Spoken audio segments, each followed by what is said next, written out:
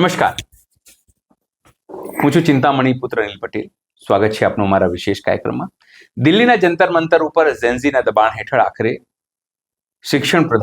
કેન્દ્રીય શિક્ષણ પ્રધાન ધર્મેન્દ્ર પ્રધાનનું રાજીનામું લઈ લેવામાં આવ્યું. પણ હવે સવાલ એ છે કે ગુજરાતમાં પણ છેલ્લા 2-3 મહિનાથી આંદોલન ચાલી રહ્યા છે, વીજ થાંભલાને લઈને, ખેડૂતોના અલગ અલગ સવાલોને લઈને. ત્યારે હવે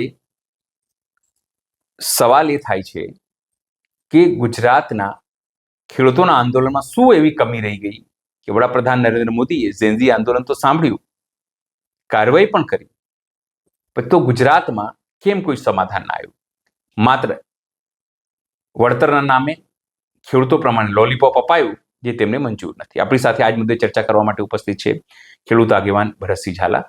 ભરતસિંહજી, સ્વાગત છે આપનો અમારા કાર્યક્રમમાં. જય જવાન જય કિસાન. ભરતસિંહજી, મારે ખાલી એ જાણવું છે કે ગુજરાતના ખેડૂત આંદોલનમાં એવું તો શું કચાશ રહી ગઈ? એ લોકો બી છેલ્લા 2 મહિનાથી આંદોલન કરી, 2 મહિના કરતા વધારે સમયથી આંદોલન કરી રહ્યા છે. પણ ઝેન્ઝી આંદોલન જે ચાલ્યું, જેને શરૂઆતમાં ખાલિસ્તાની, આતંકવાદી, એન્ટી સોશિયલ આ તમામ વસ્તુ કરવામાં આવી, મારકૂટ કરવામાં આવી વિદ્યાર્થી ઉપર, છતાં એ લોકો અડગ રહ્યા ત્યાં જંતર મંતર ઉપર. આખરે ધર્મેન્દ્ર પ્રધાનનું રાજીનામું લઈને ચમક્યા. તો ગુજરાતના ખેડૂતોમાં બધું શું આંદોલન કચાશ રહી ગઈ કે એ લોકોને સરકાર વળતર ના આપી લોલીપોપ આપે છે, ખેડૂતો પર પણ અમાનુષી અત્યાચાર, તેમના ખેતરોમાં ન જવા દેવું, તેમના મહિલાઓ સાથે, ખેડૂત મહિલાઓ સાથે અભદ્ર વ્યવહાર, મારું, પોલીસ પકડી જવું, આ તમામ ઘટનાક્રમ થઈ. પણ ખેડૂતો હજુ સુધી જે નિશ્ચિત મંજિલ છે એ પામી શક્યા નથી, જે વળતરની માંગ હતી કે જે બાકી 6-7 માંગણીઓ હતી. આપને શું લાગે, શું કચાશ રહી ગયા? તો શું આના માટે ગુજરાતના ખેડૂતોની અને ગુજરાત સરકારની મોટામાં મોટી કચાશ એ જ રહી જાય કે ભારત સરકારના ઉર્જા મંત્રીશ્રીનું રાજીનામું માંગવાનું હોય. ભારત સરકારના વીજ મંત્રાલયે ડિસેમ્બર મહિનામાં અલગ અલગ રાજપત્રો બહાર પાડ્યા અને એમાં ખાસ કરીને ગુજરાતના કચ્છના ખાવડામાંથી અદાણીની હેવી વીજ લાઈન ચાલુ કરવા માટે રાજપત્ર બહાર પાડ્યું. જેવું રાજપત્ર બહાર પાડ્યું એવું જ ગુજરાત સરકારે એને વધાવી લીધું. એમાં ખાસ કરીને ગુજરાત સરકારના તમામ મંત્રીઓ આના માટે ગુજરાતના ખેડૂતોને અન્યાય કરવામાં પાપમાં ભાગીદાર છે. એમાં ખાસ પહેલા ઋષિકેશ પટેલે, ભૂપેન્દ્રભાઈ પટેલે, કૃષિ મંત્રીએ, નાણામંત્રીએ, મહેસૂલ મંત્રીએ આ બાબતે કઈ વિચાર ન કર્યો અને વીજ કંપનીએ ગુજરાત સરકાર પાસે પોલીસ માંગી, ભાડેથી પોલીસ આપી અને કોંઢ ગામ હોય કે કચ્છમાં હોય કે ગમે તે પોલીસ ખેતરમાં મોરબી હોય, ખેડૂતોને દંડાવરી કરી અને બળજબરીથી વીજ પોલ નાખ્યા. ત્યારબાદ કોંઢમાં શરૂઆત થઈ, નાના મોટા આજની તારીખમાં પણ ઉપવાસ આંદોલન ચાલુ છે. મારી આપના માધ્યમથી આજે ગુજરાત સરકારને હું વિનંતી કરું છું અને બીજું વડાપ્રધાનશ્રીને વિનંતી કરું છું કે સૌ પ્રથમ ભારત સરકારના વીજ મંત્રાલયે જે રાજપત્રો બહાર પાડ્યા છે એ રાજપત્રનો અભ્યાસ કરો.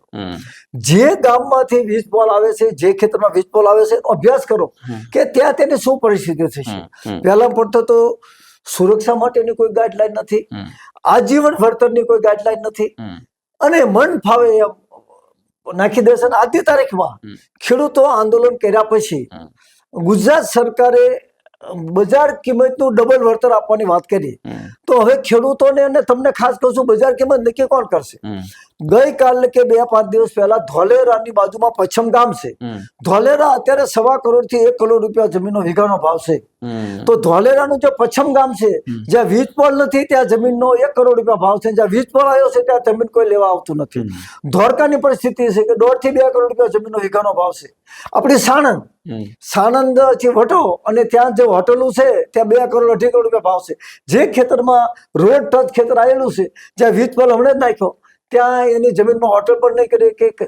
તો આ બધાને ધ્યાને લઈને વડાપ્રધાન શ્રીએ ટોટલી ડેટા મગાવવો પડે કે વીજ કંપની ક્યાંથી આવવાની છે, ક્યાં જવાની છે, એટલે કેટલા ખેડૂતો નુકસાન થવું છે.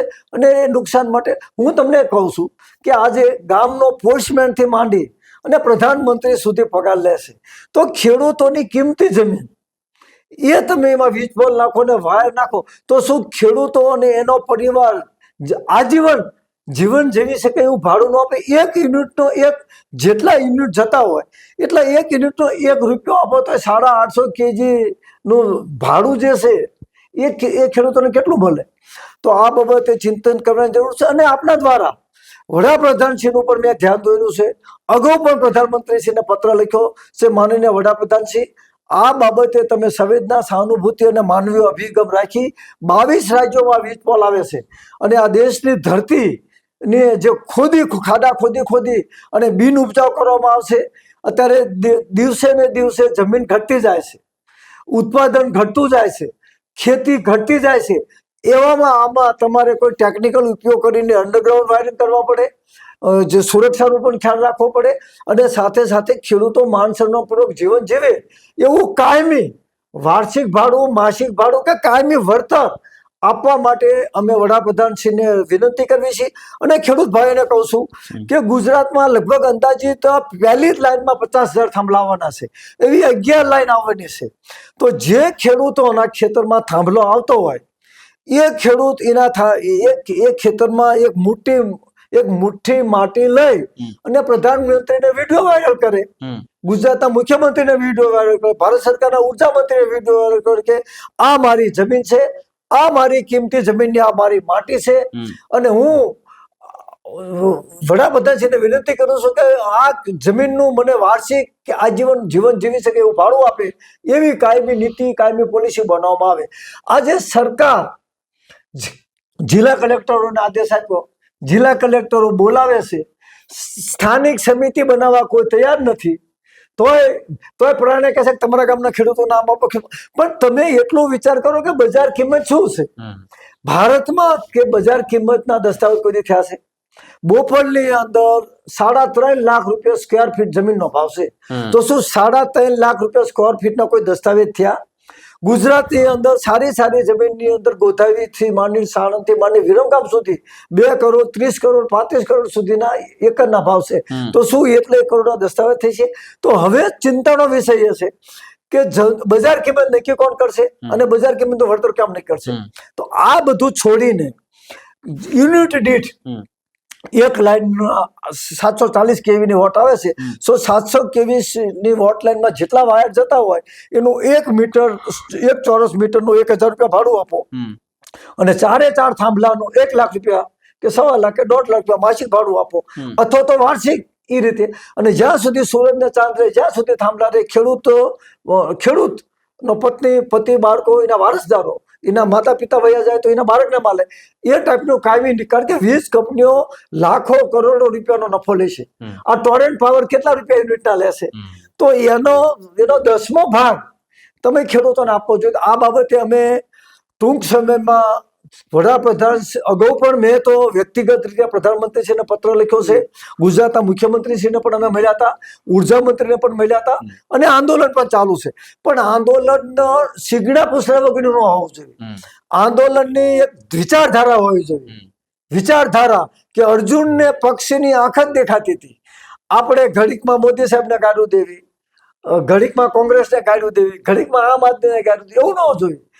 એ ધરતી अपने आप की नहीं किसी के बाप की. આ મારી ધરતી છે, આ મારી ધરતીની અંદર તમે જે કંઈ કાર્ય કરો છો એ હું માન સન્માનપૂર્વક જીવન જીવું, એ મને વળતર આપો.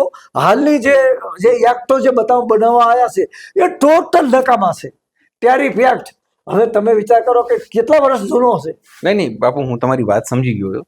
મૂળ વસ્તુ એટલી જ છે કે તમે કીધું કે તમે મનોહરલાલ ખટ્ટર જે ઉર્જા મંત્રી છે એનું રાજીનામું માંગો, પણ મૂળ વસ્તુ જ્યારે કોઈ કંપની ટેન્ડર લેતી હોય, કરતી હોય, એ સરકારને ખબર જ હોય, એના વિભાગોની, બરાબર છે. એટલે વડાપ્રધાનની વાતની ખબર જ હશે કે ભાઈ શું થઈ રહ્યું છે અત્યારે. તો પછી વડાપ્રધાનનું જ રાજીનામું કેમ ના માંગવામાં આવે? કેમ નાના તમે જો શાખાઓનું માંગો એના કરતા જળ પકડો. મતલબ એ છે મૂળ વસ્તુ જો રાજીનામું જો સમજાવવાની વાત તો વડાપ્રધાનની જ છે. જેમ કાલે વડાપ્રધાને નક્કી કર્યું કે ભાઈ રાજીનામું લઈ લેવું છે, તો રાજીનામું લઈ લેવામાં આવ્યું. સવાલ એ જ છે કે ખેડૂતોની માંગ કેમ અહીંયા કચાશ છે? શું એ લોકો જેને દિલ્હી બેસી જવું જોઈએ, અથવા તો કઈ રીતે આંદોલન ચલાવવું જોઈએ કે ગુજરાત સરકારના લોકો? કારણ કે જો જ્યારે 2 ગણાની વાત થઈ, 2 ગણાની વાત કરી પછી તમામ સરકારના જે મંત્રીઓ છે, જે લોકોને ખબર બી નહોતી કે શું થઈ રહ્યું છે, એ લોકોએ પોસ્ટ મૂકવા માંડી, ખૂબ ઐતિહાસિક નિર્ણય આ ફલાણું. પણ ખેડૂતોએ કીધું ના, અમને મંજૂર નથી.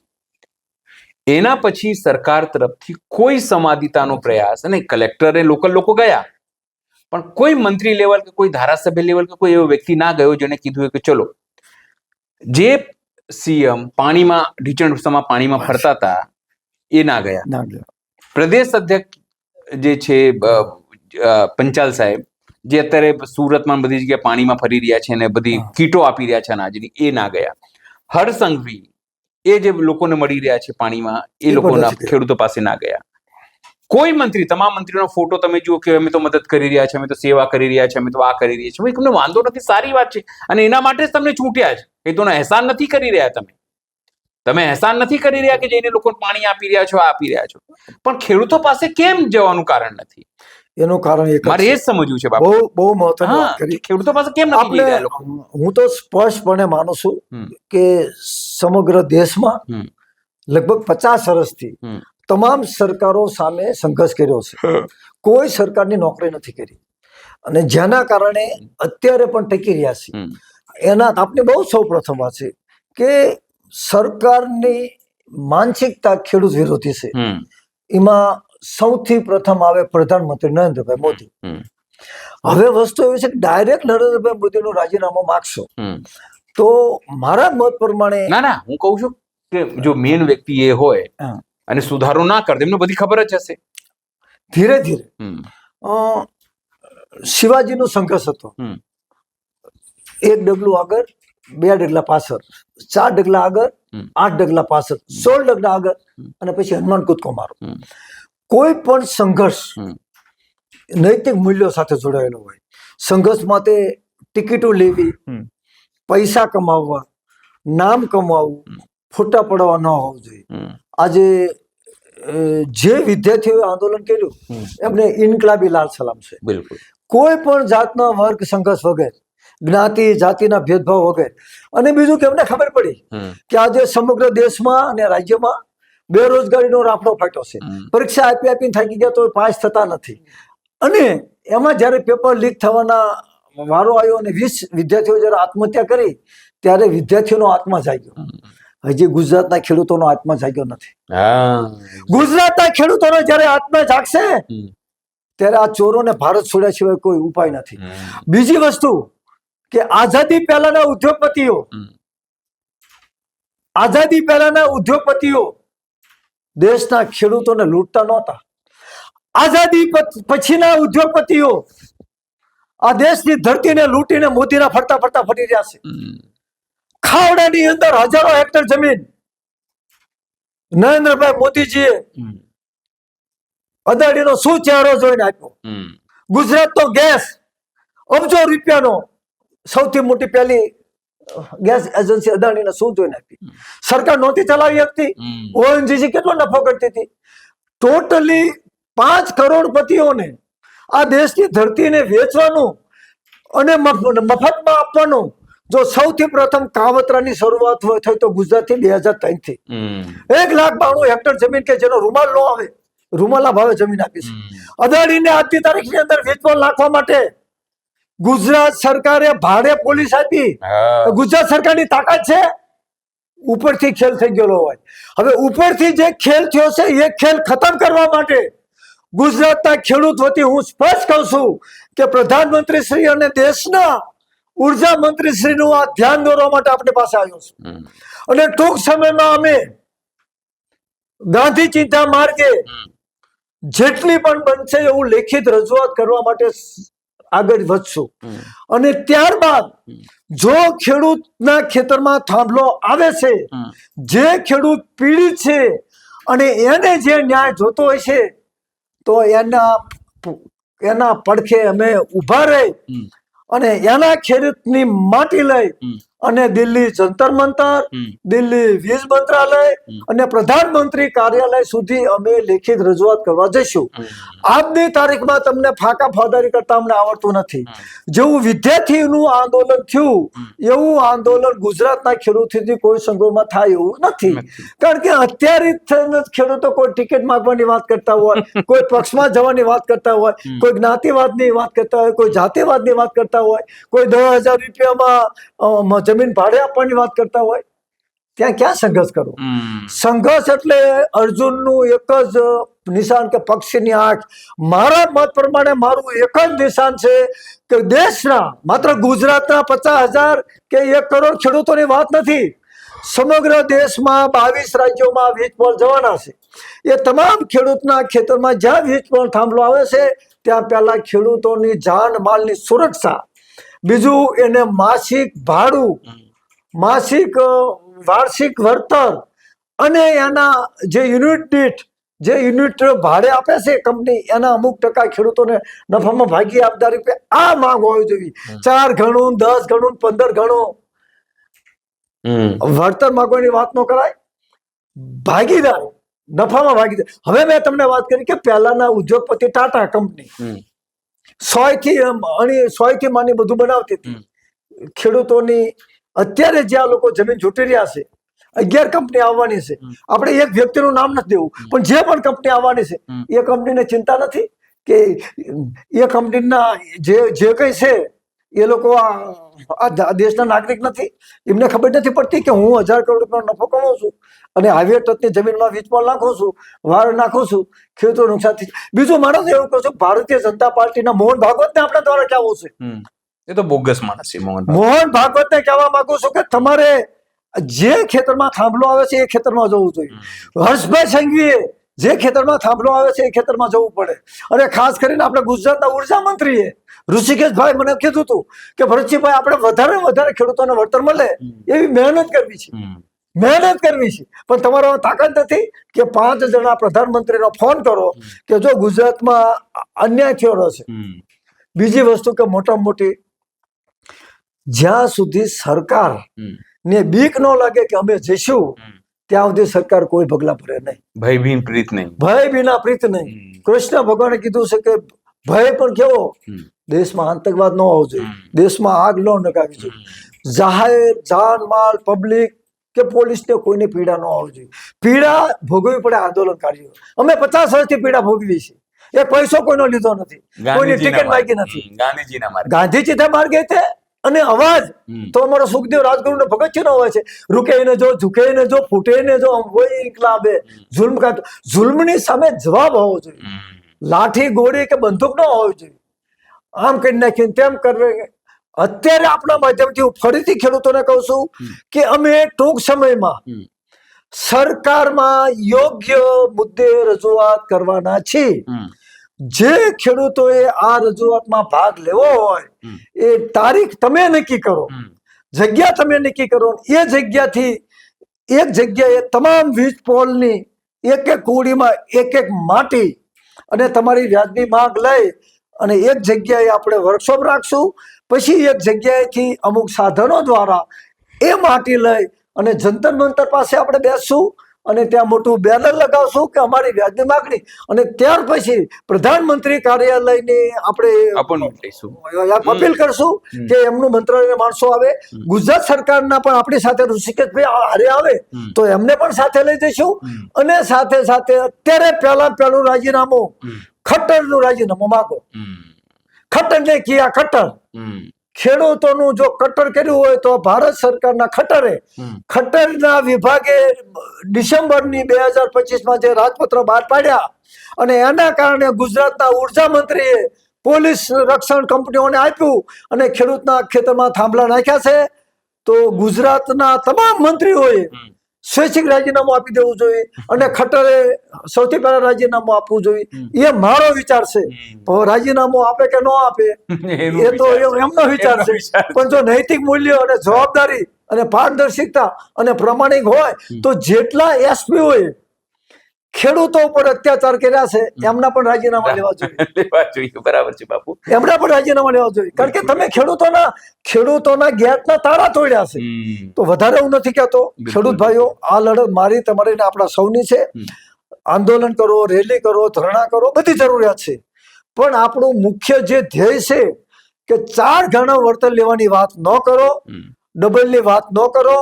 આ થાંભલો આવશે એટલે થાંભલો તમે વયા જશો, તમારી હાથ પેઢી વહી જશે પણ થાંભલો નહીં જાય. બીજા 11 થાંભલા આવશે. એટલે યુનિટ દીઠ અમને ભાડું આપો. માન સન્માનપૂર્વક જીવન જીવી શકે એવું દર મથે વાયરનું પર ચોરસ મીટર અલગ, 4 થાંભલાનું એનું અલગ, અને જે વાર્ષિક જે નુકસાન થાય છે એનું પણ અલગ. જે રીતે પ્રધાનમંત્રીનો પગાર છે, રાષ્ટ્રપતિનો પગાર છે, MLA નો પગાર છે, ગામના પોસ્ટમેન છે એનો પગાર છે, તો ખેડૂતોને આ ભાડું મળે એ નૈતિક મૂલ્યો સાથે જવાબદારી સાથે વાત કરવી જોઈએ. અને કંપનીઓને હું કહું છું કે આ ધરતીમાં તમે મનુષ્યનો અવતાર લીધો છે, તમે કાલ વયા જશો, તો તમે નફો કરો છો તો નફામાં પણ ખેડૂતોની ભાગીદારી કરો ને.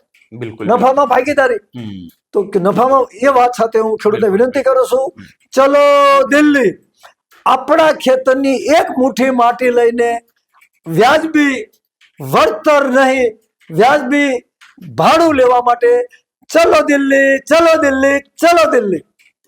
તો આ હતા ભરતસિંહ ઝાલાજી, જેનું સ્પષ્ટપણે કહ્યું છે કે જે આંદોલન અત્યારે ગુજરાતમાં ચાલી રહ્યું છે, જે રીતે ચાલી રહ્યું છે, એનાથી સમાધાન આવી શકશે નહીં. થોડું મુવમેન્ટને સારી રીતે વધારવી પડશે. ગાંધી ચિંધ્યા માર્ગે, અહિંસાના માર્ગે, અને ભગતસિંહ રાજગુરુ જે માર્ગ અપનાવતા હતા કોઈને નુકસાન કર્યા વગર, એ માર્ગે જે આંદોલન છે ચલાવવું પડશે. એ સિવાય તેમણે કીધું કે મનોહરલાલ ખટ્ટરનું પણ રાજીનામું માંગવાની જરૂર છે, કારણ કે કેન્દ્રમાં ઉર્જા મંત્રી તેઓ છે. ગુજરાતમાં પણ જે લોકો વાત ન માની ખેડૂતોની, તમામ લોકોની રાજીનામું લેવું જોઈએ. અને દિલ્હી ચલો એક નારું જે છે તે આપણા સ્ટુડિયોમાંથી તેઓ બુલંદ કરી રહ્યા છે, અને ખેડૂતોને તેઓ અપીલ કરી રહ્યા છે કે તેના માટે એક નિશ્ચિત યોજના બનાવવામાં આવે, પછી જે તમામ વસ્તુ થશે. ખેડૂતો સિર્ફ હંગામા ખડા કરના હમારા કામ નહીં है, ये सूरत बदलनी चाहिए. અમે સરકાર બદલવાની, સરકાર ઉખી ફેંકવાની કોઈ વાત જ કરતા નથી. અમે જંગલ, જમીન અને ખેડૂતોને બચાવવા માટે ચલો દિલ્હી, ચલો દિલ્હી, ચલો દિલ્હી. બિલકુલ. આ કાર્યક્રમ આપને કેવું લાગ્યું જરૂરથી અમારા કોમેન્ટ બોક્સમાં કમેન્ટ કરજો. એ સિવાય અમારી યુટ્યુબ ચેનલ લાઈક કરો, સબસ્ક્રાઇબ કરો, બેલ આઇકન દબાવો. સાથે અમારા નવા ઇન્સ્ટા પેજ અને ફેસબુક પેજને પણ તમે લાઈક કરો, શેર કરો અને ફોલો કરો. આભાર બાપુ, આપ આજે ખૂબ સરસ. ખેડૂતો જાગો, ગાંવ ગાંવ સે ઉઠો, બસ્તી બસ્તી સે ઉઠો. અત્યાર માટે બસ આટલું જ. નમસ્કાર.